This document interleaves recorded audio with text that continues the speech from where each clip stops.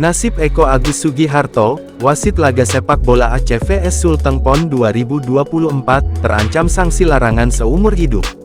Ketua Umum PSI, Erick Thohir menanggapi aksi kontroversi di laga PON yang melibatkan kesebelasan Aceh kontra Sulawesi Tengah pada Minggu, tanggal 15 September tahun 2024. Ia menegaskan bahwa PSI mengecam keras peristiwa itu. Selain itu, pihaknya juga bakal memberikan sanksi terberat mengancam pemain dan wasit yang terlibat dalam peristiwa ini.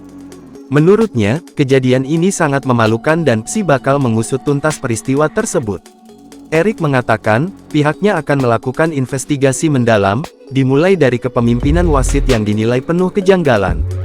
Di samping itu reaksi yang sangat tidak sportif pemain juga dipastikan berbuah sanksi terberat.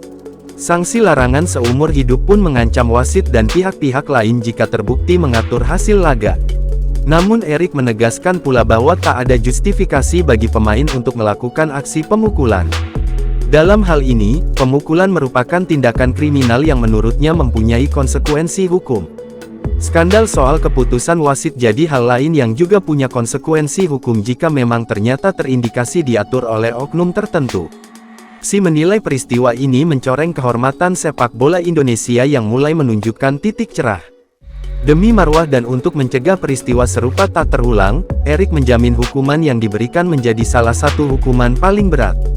Ia mengatakan tidak ada toleransi bagi pihak yang telah sengaja melanggar komitmen fair play.